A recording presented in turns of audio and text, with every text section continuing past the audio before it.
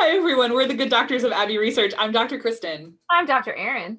And you are very welcome to our channel, where we are two social scientists with PhDs who are obsessed with talking about culture, both popped and lived, as a lens through which we have conversations about empathy, inclusivity, and intersectionality in the endeavoring to live in a better world. And that's not a Hallmark card to us. It's, in fact, our life's mission.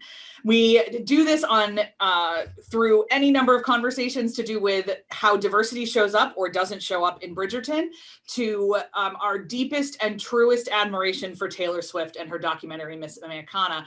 The gamut runs. And we're so thrilled that you're here with us today to talk about a television series that was on both the UK and the US. This video is part of an example of our commitment to popular culture analysis from our very unique perspective. Pretty much anything available on any streaming service and or cable channel, if we can find it somewhere on the intertubes, we will talk about it. But we do tend to focus most on stories that are made by and about women. And so today we are continuing our coverage of Rachel News, because she's a lady. First stab, I believe, at television series Miss Scarlet and the Duke, which aired on PBS in America and ITV in the UK. And we are up to episode 4, which is called Memento Mori, and like the tick box exercise of a Victorian detective show that deals with like death. Gothic themes. Yeah. Shaking window screens and like somebody taking someone's money to communicate with the dead, and it's a sham, and blood tinted notes. So the case that Eliza gets involved in through her neighbor, Herr Hildegard. Oh yes. Is a haunting of a man who does death photography, which was apparently a thing. Very much a thing. And they keep getting these photographs left in their house where there's like the hint of a ghost of his dead wife. We find out that the death photographer is engaged to the tutor that they hired for their daughter.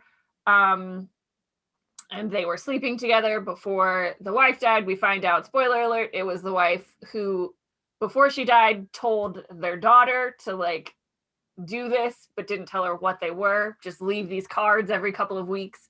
And it was her final like F you because her husband was cheating on her with the tutor. Cool. But we get Eliza and William involved in this because Eliza starts investigating it. She starts out the episode very upset that William has not given her credit for the previous casework that she did, which is a huge part of her trying to establish her legitimacy as a woman detective. And so it's no small thing. But William eventually gets involved in this case because they've contracted kind of like a serial like newspaper person to write a story about the department at Scotland Yard, and he wants something like gory and headline grabby and interesting. And so that's when William reaches back into the cold cases and finds this like creepy death one. So we get interaction through Eliza and William, mostly through their joint investigation and solving of this case, leading to much more tense, romantic quasi-entanglements to the great frustration of Dr. Kristen. She's not here for it, y'all. She doesn't want the almost kisses. She wants the all kisses. Like, at this point, how am I? Okay. I don't know if you want to hear this rant. I don't know if you care. Oh, okay, save the rant for episodes 5 and 6 because I think it's more appropriate. This was not my favorite episode because I don't care about Victoria Gothic stuff. I don't care about communicating with the dead stories. It's not my jam. And so I admittedly spent a good chunk of this episode playing Gummy Drop Blitz on my phone. Nice. I'd call a spade here, but I did pay attention whenever Eliza and William were on the screen because they should be kissing by now. More smooching, less snarking. But The main thing with them in this episode, as Dr. Erin alluded to, is the idea of who gets credit for what. Yeah.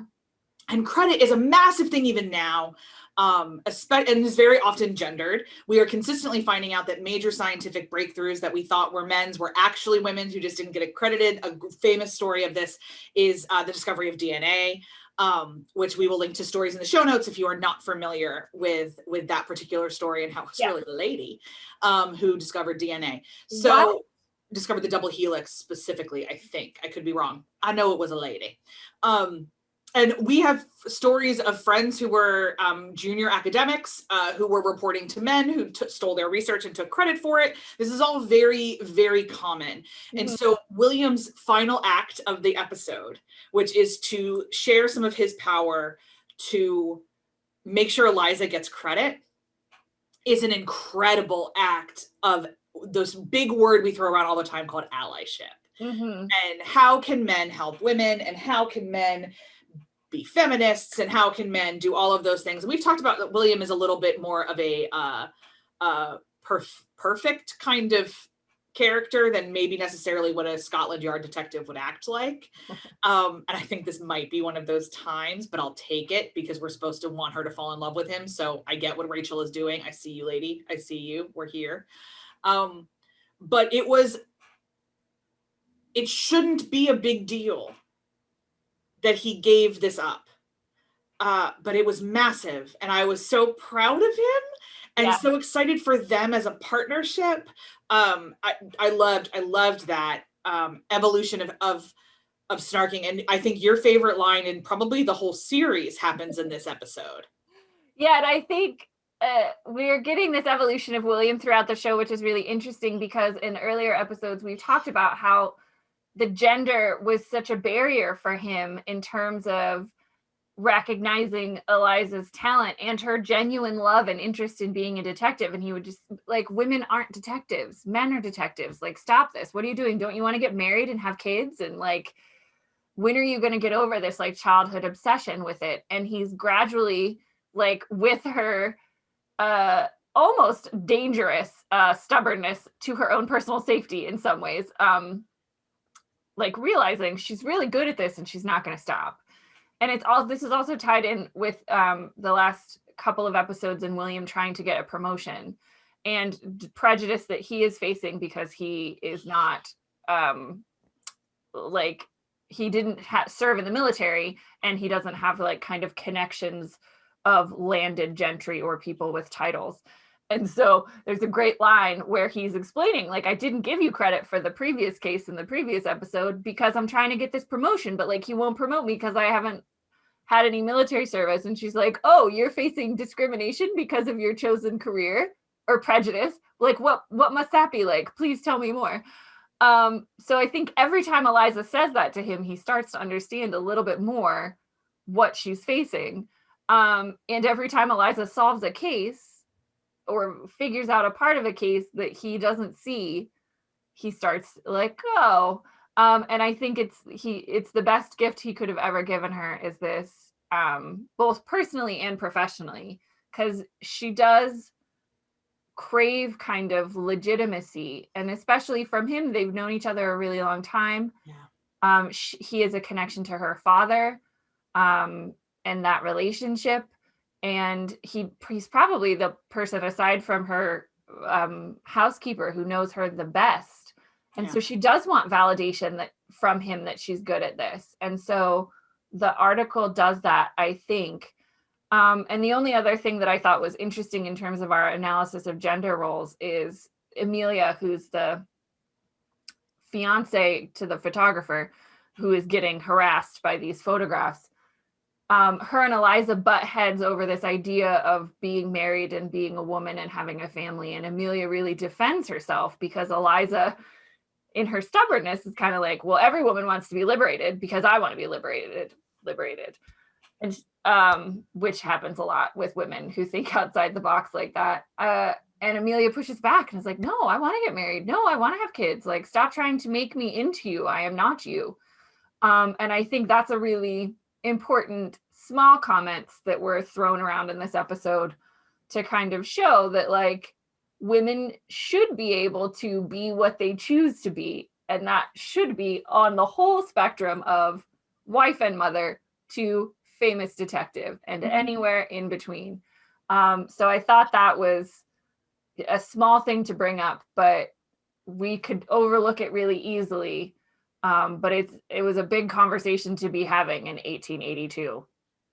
And in 1982 and in 2021, to be We're honest. still having it now. So we're still having it. So the next 2 episodes, by the way, are kind of the same case. And so you're going to get one more video from us that smushes those 2 episodes together. Yeah. And then we will be moving on to another show.